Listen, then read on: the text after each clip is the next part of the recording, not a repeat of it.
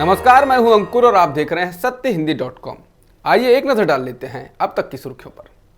कांग्रेस ने असम के मुख्यमंत्री हेमंत बिस्वा शर्मा के राहुल गांधी के चेहरे की तुलना सद्दाम हुसैन से करने पर पलटवार किया है। कांग्रेस नेता मनीष तिवारी ने कहा कि हेमंत बिस्वा शर्मा एक ट्रोल की तरह बात कर रहे हैं। उन्होंने कहा कि मुझे लगता है ये बहुत जरूरी है कि हम सार्वजनिक रूप से भाषा की मर्यादा को बनाए रखें। दुर्भाग्य से असम के मुख्यमंत्री जब इस तरह की बातें करते हैं तो वो एक ट्रोल की तरह लगते हैं। बता दें, मंगलवार को गुजरात में असम के मुख्यमंत्री ने एक चुनावी रैली में राहुल गांधी को लेकर कहा था, अभी मैंने देखा कि उनका चेहरा भी बदल गया है। चेहरा अगर थोड़ा चेंज हुआ है तो कुछ बुरा नहीं है, लेकिन आपको चेहरा चेंज ही करना है तो थोड़ा वल्लभ भाई पटेल जैसा कर लो, नहीं तो जवाहरलाल नेहरू जैसा कर लो, वो भी चलेगा। गांधी जी जैसा हो तो और अच्छा है, लेकिन आपका चेहरा सद्दाम हुसैन जैसा क्यों होता जा रहा है।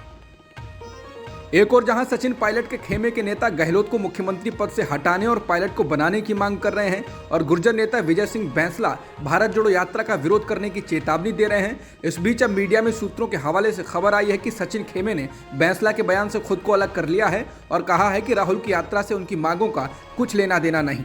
देर शाम को खुद सचिन पायलट ने साफ किया है कि राहुल गांधी की यात्रा राजस्थान में ऐतिहासिक होगी। पायलट ने कहा कि राहुल गांधी जी जनता के बीच में पैदल चलकर लाखों लोगों के साथ मिलते हुए भारत जोड़ो यात्रा कर रहे हैं। इससे पूरे देश में एक सकारात्मक संदेश गया है। राजस्थान में कांग्रेस की सरकार है, यहाँ पर यात्रा ऐतिहासिक रहेगी।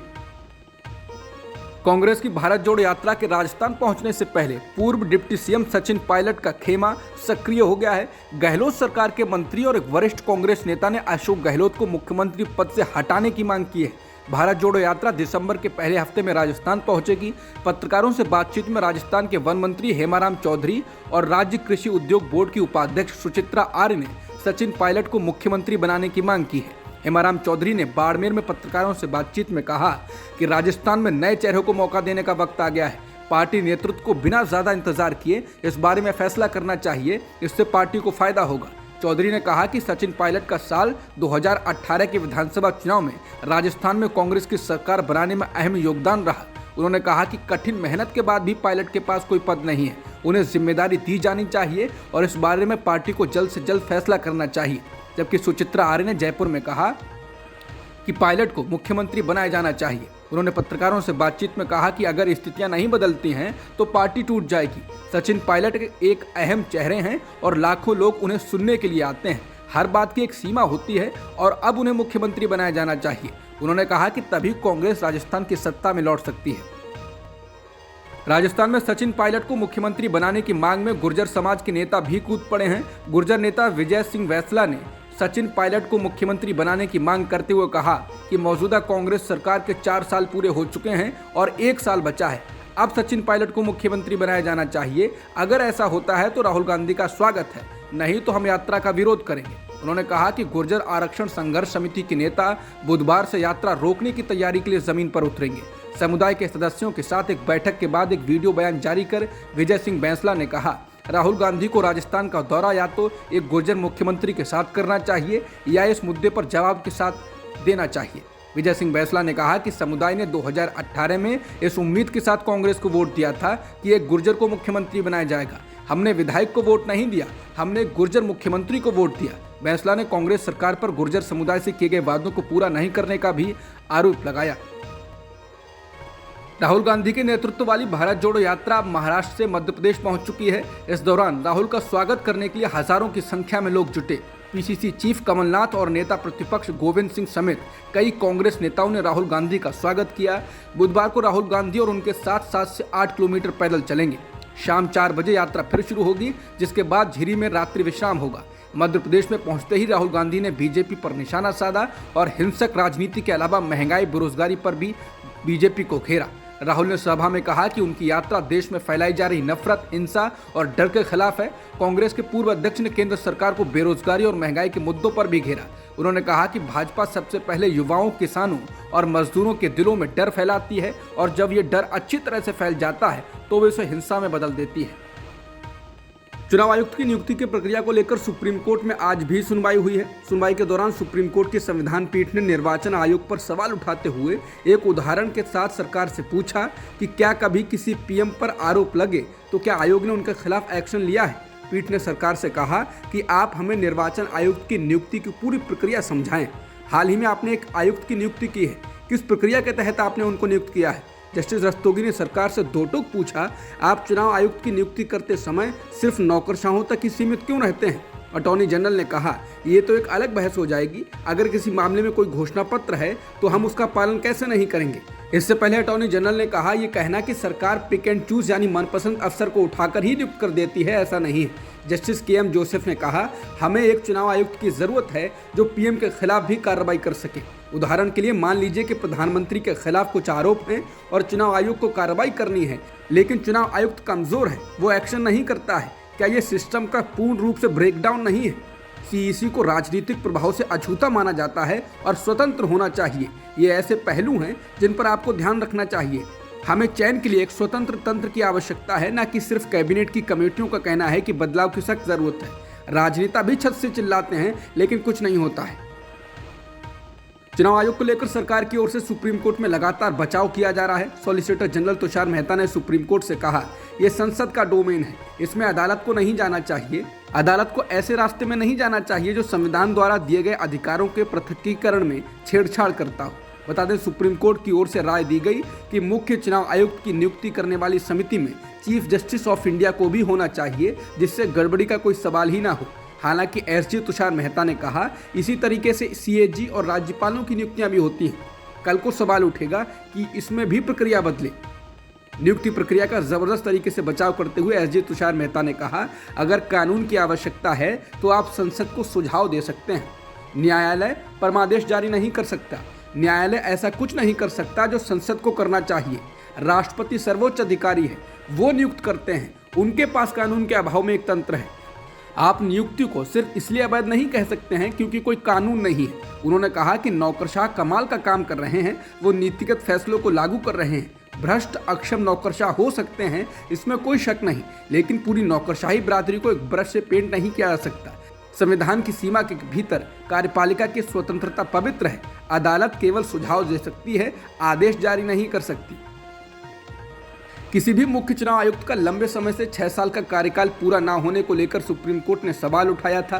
सुप्रीम कोर्ट ने इसको स्वतंत्रता में बाधा बताया था। साथ ही कहा था कि इसके कारण मुख्य चुनाव आयुक्त चुनाव प्रक्रिया में सुधार नहीं ला पाते, वो अपने नजरिए से काम ही नहीं कर पाते, क्योंकि सरकार द्वारा ऐसे नौकरशाहों को नियुक्त किया जाता है जिनकी आयु 65 वर्ष होने वाली होती है और वो 6 साल पूरे होने से पहले ही रिटायर हो जाते हैं।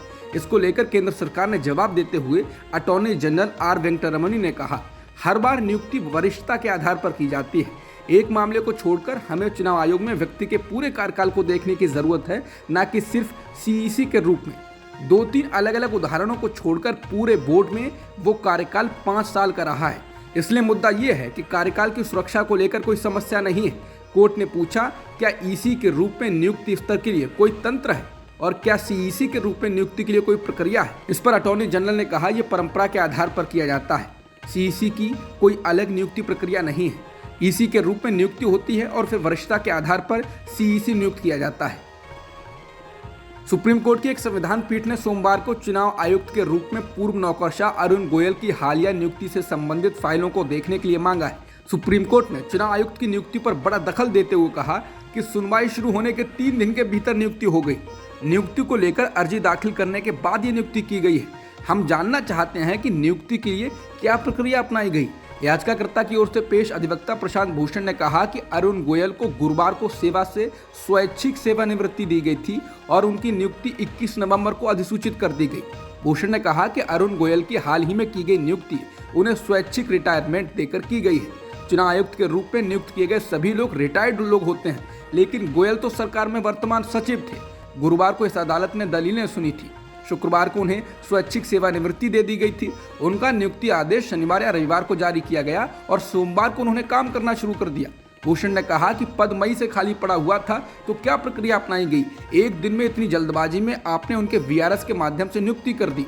संविधान पीठ की अध्यक्षता कर रहे जस्टिस के एम जोसेफ ने कहा कि आमतौर पर वीआरएस के लिए कर्मचारी को 3 महीने का नोटिस देना होता है। भूषण ने जवाब दिया कि उन्हें संदेह है कि नोटिस भी दिया गया है या नहीं दिया गया है, इसीलिए अदालत को रिकॉर्ड मांगना चाहिए। हाल ही में नियुक्त किए गए चुनाव आयुक्त तो अरुण गोयल की नियुक्ति संबंधी फाइलें मांगे जाने का भारत के अटॉर्नी जनरल आर वेंकटरमणी ने विरोध किया। उन्होंने इस मामले में गोयल की नियुक्ति के मुद्दों को लाने पर आपत्ति जताई, जहां अदालत एक बड़े मुद्दे पर विचार कर रही है। उन्होंने कहा कि मैं इसका मजबूती से विरोध करता हूं। उन्होंने कहा कि भूषण द्वारा अनुमानित नियुक्ति के पीछे कोई डिजाइन नहीं है। इसके जवाब में जस्टिस जोसेफ ने कहा, हम चाहते हैं कि आप इससे संबंधित फाइलें पेश करें। अगर आप सही हैं जैसा कि आप दावा कर रहे हैं तो फिर घबराने की जरूरत नहीं है। सुप्रीम कोर्ट ने कहा कि उचित होता अगर अदालत की सुनवाई के दौरान नियुक्ति ना की गई होती। मेघालय में असम नंबर वाले कई वाहनों में बुधवार को आग लगा दी गई। मेघालय असम सीमा पर बुधवार को भी तनाव कायम है। मंगलवार की घटना को लेकर असम के सीएम ने न्यायिक जांच का आदेश दिया है। दोनों राज्यों के बॉर्डर पर मंगलवार को एक गांव में असम पुलिस की फायरिंग के दौरान मेघालय के 6 लोग मारे गए थे। घटना में असम का एक वन रक्षक भी मारा गया था। असम के मुख्यमंत्री हेमंत बिस्वा शर्मा ने न्यायिक जांच की घोषणा की है। शर्मा ने कहा कि मामले को सीबीआई को सौंप दिया गया है, एसपी का तबादला कर दिया गया है और स्थानीय पुलिस और वन अधिकारियों को निलंबित कर दिया गया है। मेघालय के पूर्व सीएम मुकुल संगमा ने इस घटना को नरसंहार बताया है। न्यूज एजेंसी एएनआई के मुताबिक किसी भी अप्रिय स्थिति से बचने के लिए असम पुलिस ने सीमा पर विभिन्न क्षेत्रों में बैरिकेड्स लगा दिए हैं। मेघालय नंबर वाली गाड़ियों को छोड़कर बाकी वाहनों यानी असम के नंबर वाली गाड़ियों को मेघालय में प्रवेश करने की अनुमति नहीं दी जा रही है। झड़प के बाद असम सरकार ने भी गोलीबारी की घटना में मारे गए लोगों के परिजनों को 5-5 लाख रुपए देने की घोषणा की है। उत्तराखंड में हुए अंकिता भंडारी हत्याकांड को लेकर अंकिता के परिजन इंसाफ की गुहार लगा रहे हैं। अंकिता के परिजनों ने उसकी हत्या की सीबीआई जांच करने की मांग की है। उनका आरोप है कि इस मामले में जांच कर रही एसआईटी दबाव में है और वो दोषियों को बचाने की कोशिश कर रही है। अंकिता के पिता वीरेंद्र सिंह भंडारी का कहना है कि उन्हें एसआईटी की जांच पर भरोसा नहीं और इसलिए वो अपनी बेटी की हत्या की सीबीआई जांच चाहते हैं। बता दें, उत्तराखंड में 18 सितंबर से लापता हुई अंकिता भंडारी का शव 24 सितंबर की सुबह मिला था। इस मामले में वनंतरा रिजॉर्ट के मालिक पुलकित आर्य, रिजॉर्ट के प्रबंधक सौरभ भास्कर और सहायक प्रबंधक अंकित उर्फ पुलकित गुप्ता को गिरफ्तार किया गया था। अंकिता इस रिसोर्ट में रिसेप्शनिस्ट के पद पर थी और मौत से कुछ दिन पहले ही उसे ये नौकरी मिली थी।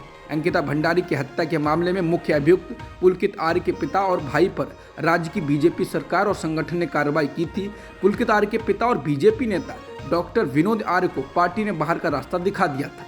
डॉक्टर विनोद आर्य बीजेपी में ओबीसी मोर्चा की राष्ट्रीय कार्यकारिणी के सदस्य थे और यूपी के सह प्रभारी भी थे।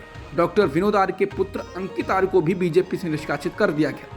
अंकिता के पिता ने धरना स्थल पर कहा कि अंकिता की हत्या के बाद इस मामले में सबूतों को खत्म कर दिया गया था। वनंतरा रिसोर्ट के बगल में जो फैक्ट्री थी उस फैक्ट्री में बने कमरों में भी आग लगा दी गई थी। उन्होंने कहा कि इन कमरों में ही अभियुक्त रहते थे। अंकिता के पिता ने कहा कि राज्य के मुख्यमंत्री पुष्कर सिंह धामी ने उन्हें भरोसा दिलाया था कि इस मामले में फास्ट ट्रैक कोर्ट के जरिए जांच कराई जाएगी, लेकिन कुछ नहीं हुआ। गुजरात विधानसभा चुनाव में बीजेपी पार्टी के अधिकृत उम्मीदवारों के खिलाफ चुनाव लड़ने वाले बागी नेताओं को लेकर बेहद सख्त है। पार्टी ने 12 और ऐसे नेताओं को निलंबित कर दिया है जो पार्टी उम्मीदवार के खिलाफ चुनाव मैदान में उतरे। ये सभी 12 नेता विधानसभा चुनाव में टिकट के दावेदार थे। अब तक कुल 19 नेताओं को पार्टी निलंबित कर चुकी है। गुजरात बीजेपी के अध्यक्ष CR पाटिल ने कहा है इन सभी नेताओं को 6 साल के लिए पार्टी से निलंबित किया गया है। इन नेताओं में दीनू भाई पटेल, मधुभाई श्रीवास्तव और कुलदीप सिंह रावल भी शामिल हैं। बता दें, इससे पहले हिमाचल प्रदेश के विधानसभा चुनाव में भी बीजेपी को बड़े पैमाने पर बगावत का सामना करना पड़ा था। फतेहपुर सीट से उम्मीदवार कृपाल सिंह परमार तो इसलिए चर्चित हुए थे क्योंकि प्रधानमंत्री नरेंद्र मोदी के फोन करने के बाद भी वो चुनाव मैदान से नहीं हटे थे। आम आदमी पार्टी नेता और दिल्ली सरकार के मंत्री सत्येंद्र जैन को कोर्ट से राहत मिली है। तिहाड़ जेल में बंद आप के मंत्री सत्येंद्र जैन का वीडियो वायरल होने के मामले में कोर्ट ने तिहाड़ जेल प्रशासन को नोटिस जारी किया है। दिल्ली के मंत्री और आम आदमी पार्टी के विधायक सत्येंद्र जैन ने कोर्ट से मांग की है कि मीडिया चैनलों पर चलाए जा रहे सीसीटीवी फुटेज के प्रसारण को रोका जाए। कोर्ट में गुरुवार को फिर से इस मामले पर सुनवाई होगी। बुधवार को सुनवाई के दौरान जैन की ओर से वकील राहुल मेहरा ने कोर्ट में कहा कि फिर से एक वीडियो को लीक कर दिया गया है और जेल प्रशासन और ईडी इसे लेकर पल्ला झाड़ रहे हैं।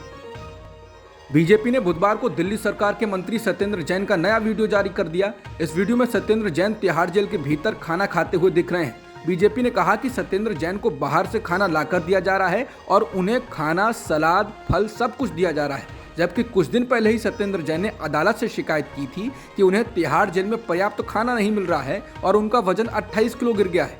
इस वीडियो में सत्येंद्र जैन खाने के साथ ही सलाद, फल खाते हुए दिखाई देते हैं और उनके लिए खाना और सलाद लाने वाले 2 लोग भी वीडियो में दिख रहे हैं। उन्हें यह खाना प्लास्टिक के बॉक्स में दिया गया है और जेल के भीतर इस तरह खाना नहीं दिया जाता है। बीजेपी के राष्ट्रीय प्रवक्ता शहजाद पूनावाला ने पूछा है कि अरविंद केजरीवाल अब किस आधार पर सत्येंद्र जैन को मंत्री बनाए रखेंगे या उनका बचाव करने के लिए अभी भी अरविंद केजरीवाल और आम आदमी पार्टी के लोग सामने आएंगे।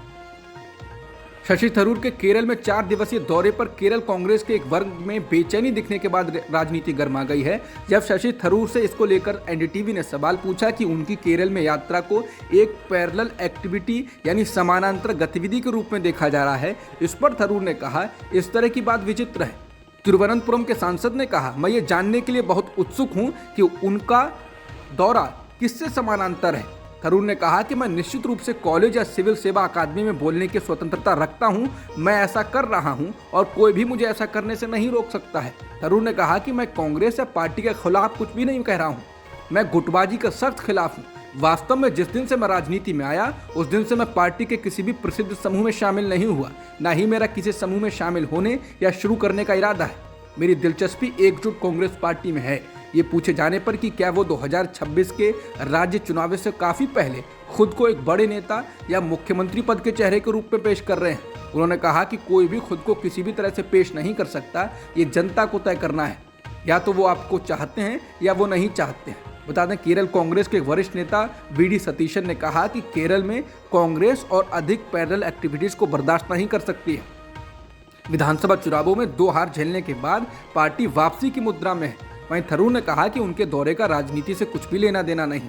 अब तक की खबरों में इतना ही। बाकी खबरों के लिए बने रहिए सत्य हिंदी.com के साथ।